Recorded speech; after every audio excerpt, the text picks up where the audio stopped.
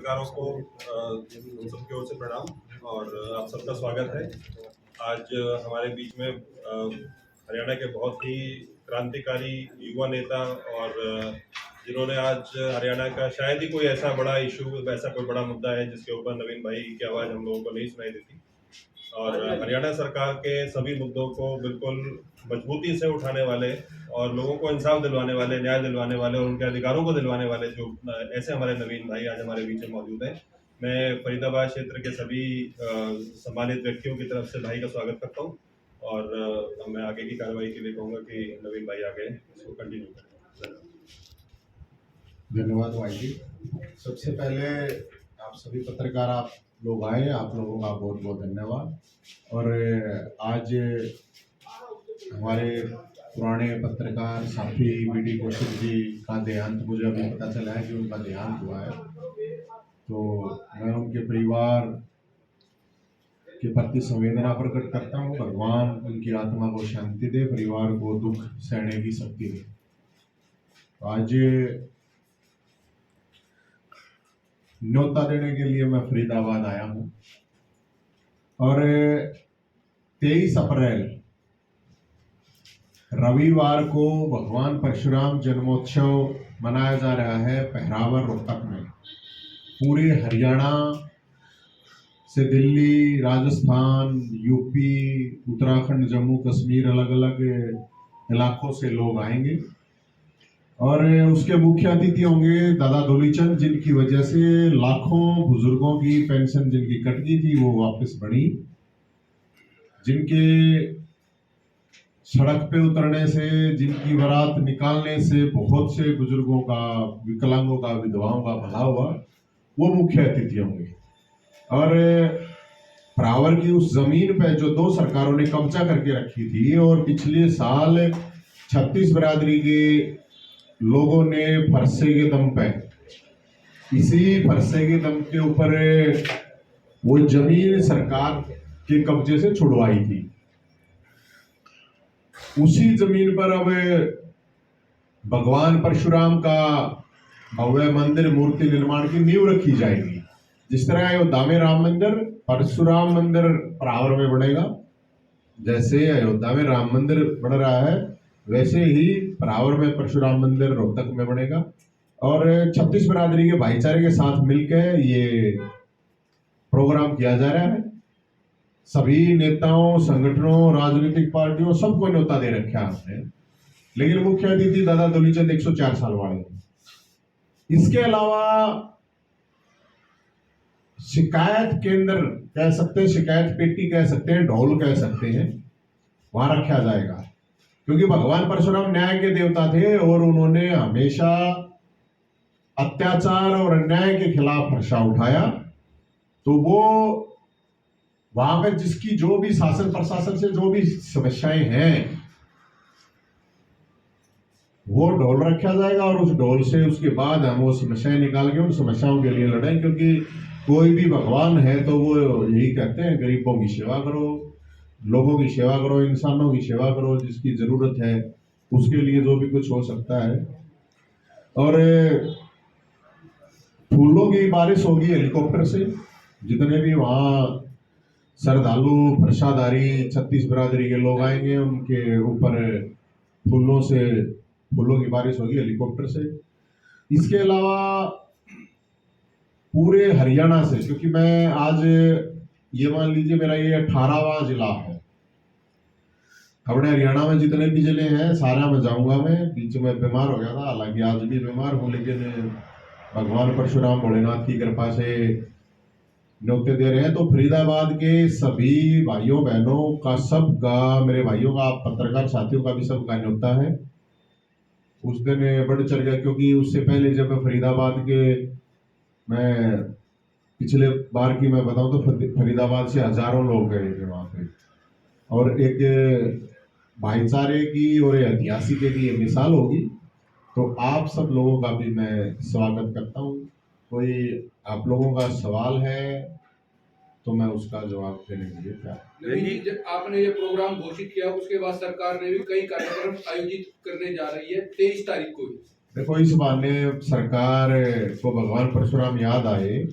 और मैं तो ये कहूंगा, एक गुड़गांव रखा हुआ हो प्रोग्राम, हमारे मंत्री जी हैं यहाँ से, मूलचंद शर्मा जी, वो भी जा रहे हैं, रामविलास शर्मा जी भी अलग अलग जगह से। तो चलो याद आई उनको, कोई बात नहीं, बढ़िया बात है। बाकी जितनी ताकत हो, मैं तो एक कहूँगा हरियाणा के ताकत कई जिलों में है, कई कार्तिक जिले, शर्मा ने भी रखा हाँ है। बिल्कुल रखा है, पूरे हरियाणा में अलग अलग जगह रखा है। तो मैं सरकार से कहूँगा 1000 जगह रखो, इस बहाने भगवान परशुराम याद तो आए। ये तो कुंभ भी करवा रहे हैं ये भगवान परशुराम के नाम पे। करें जितनी, मैं तो कहूँ सरकार ताकत लगाओ, जितनी ताकत लगानी है उतनी ताकत लगा के। सरकार का काम है कि वहां पर आवर ना जाए लोग, लेकिन परावर योद्धा जाएंगे, बोलता तो कोई जाएगा नहीं। योद्धा जाओगे, वो कोई सरकारी जयंती तो है नहीं, सामाजिक जयंती है, संस्कारी है, सरकारी नहीं संस्कारी है। असली योद्धा वहां होंगे। और सबको हम ये अपील कर रहे हैं कि एक ईट लेकर आओ वहां पे, एक ईट लेकर आओ, ताकि मंदिर निर्माण में सबकी अपनी भूमिका, अपनी भागीदारी वहां पे हो। बाकी सरकार कितने भी प्रोग्राम करा हुआ है, अच्छी बात है, कराने दो। सरकार ने जितनी ताकत लगानी है लगाने दो। मैं तो सरकार को, मुख्यमंत्री खट्टर साहब को कहूंगा, अभी वो आ रही है ना यहाँ पे, जन संवाद कर रहे थे, कुछ इस तरह कर रहे थे, एक जन संवाद मेरे आगे आ जाओ, करवा लो एक बार। जो जन संवाद है ना, मैं भी समस्या लेगा, समस्या वाला हूँ, मैं भी बड़ा परेशान हो रहा हूँ।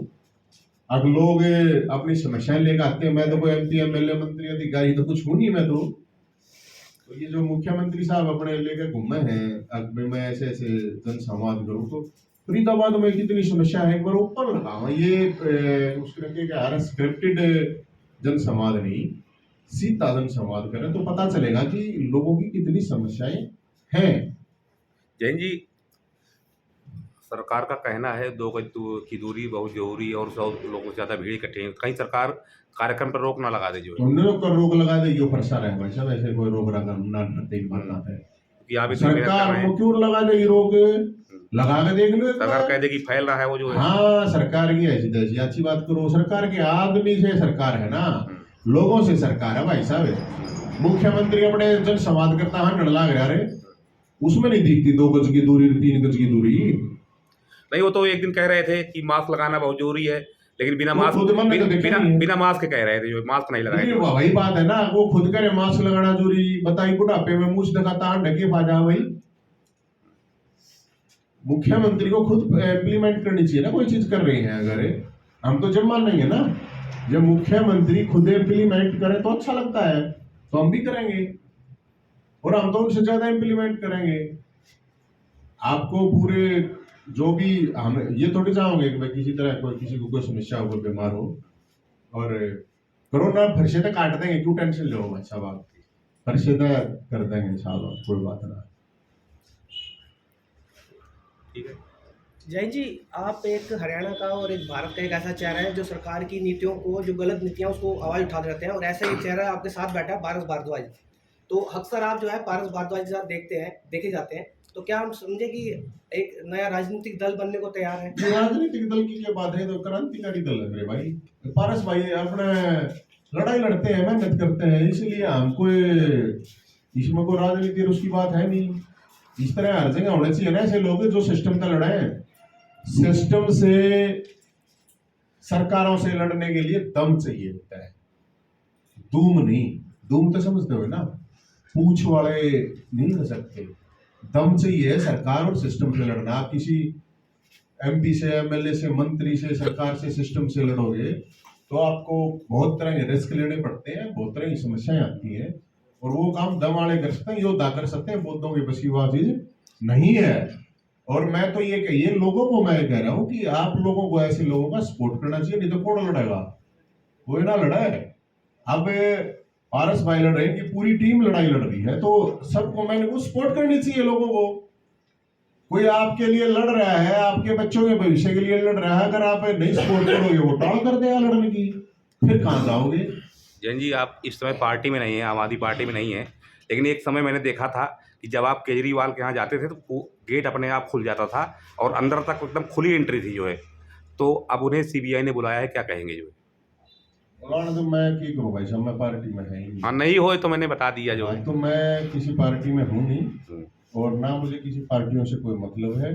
और 2010 से लेकर 2020 का जो मैंने अपने जीवन का जो डिलीट कर रखा है। अच्छा, हाँ, तो डिलीट है मेरा। तो अब समाज सेवा ही जारी रहेगी। हाँ भाई, यो ही है अपनी, तो बाकी जो भोलेनाथ के है मैं तो वो करा रहा हूँ। कौन के करो तो फिर गीता भी लिख रखा है बोला कि कह रहा हूँ गीता में कह रहा है बोला भाई जैसी करनी वैसी भरनी, या सांच को आँच क्या गणीय का होते हैं।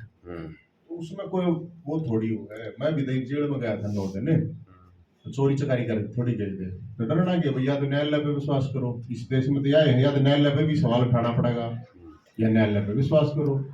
वो सरकारों का तो एक दूसरे का होता, कोई भी सरकार हो दूसरे ने दबाया रहे, अलग अलग तरीके दबाया रहे। सच्चा के है झूठा के है, ये तो कोई न्यायालय जब तय करता है तभी कुछ कहा जा सकता है ना, उससे पहले हमें किसी ने कुछ कह